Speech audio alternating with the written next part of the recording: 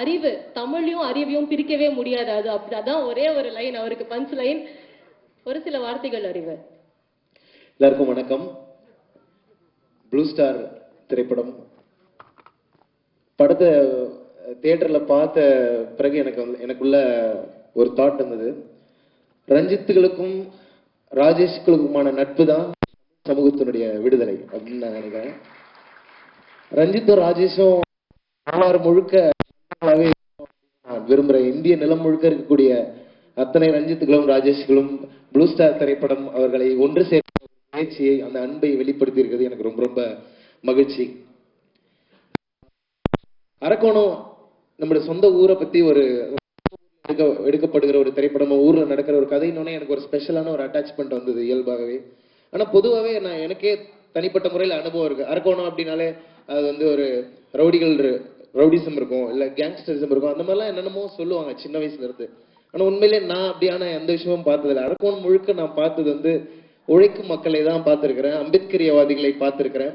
அரக்கோணம் முழுக்க ரொம்ப பாசிட்டிவான ஒரு, எந்த போனாலும் இனிமே உலகம் முழுக்க சொல்லிக்கலாம்னு நினைக்கிறேன். அரக்கோணம் அப்படின்னா அதுக்கான மிகச்சிறந்த அடையாளமா ப்ளூ ஸ்டார் அப்படின்னு இருக்கும்னு சொல்லி நம்புறேன்.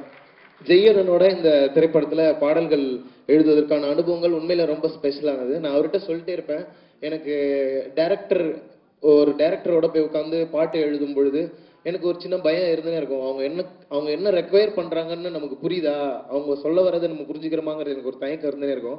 ஆனா ஜெய்யனை நம்ம கிட்ட இருந்து தான் அதை ஸ்டார்டே பண்ணுவார். ஸோ கம்போஸ் பண்ணும்போது கோவிந்த் அவர்களோட நானும் ஜெய்யனும் உட்கார்ந்து 3 பேரும் பேசி உரையாடி பாடல்களை உருவாக்குவோம். இந்த ஒட்டுமொத்த ஆல்பமும் அப்படி உருவாக்கி ரசிச்சு கேட்டுட்டே இருப்பாரு. ட்ரெயின்ல போயிட்டே இருப்போம், பாடல்களை கேட்டு போயிட்டு வந்துட்டே இருப்போம். ஒவ்வொரு முறையும் பாடல்களை அவரை ரசிச்சாரு.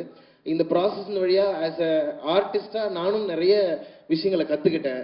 ஏன்னா இந்த படத்துல ஒரு பாடல் மட்டும் இல்லாம நிறைய இடங்கள்ல வேலை செய்வதற்கான வாய்ப்பு இருந்தது. உண்மையிலேயே இந்த வாய்ப்பின் மூலமா ஒரு ஆர்டிஸ்டா இன்னும் நிறைய நான் கத்துக்கிட்டேன்னு நினைக்கிறேன். ப்ளூ ஸ்டாருடைய வெற்றி அது மக்களுடைய வெற்றி, சமத்துவத்துக்கான வெற்றி, அம்பேத்கருடைய வெற்றின்னு நான் நம்புறேன். அதனால ப்ளூ ஸ்டார் படக்குழுவினர் மேடையில் இருக்கிற எல்லாருமே எனக்கு படத்துல இருக்கிற கேரக்டர்ஸாவே ஃபீல் ஆகுறாங்க. அதுதான் அவர்களுடைய நடிப்பு திறமைக்கான அந்த வெற்றின்னு நான் நம்புறேன். நான் உண்மையிலேயே எல்லாருமே ரொம்ப சூப்பரா பர்ஃபார்ம் பண்ணியிருந்தாங்க.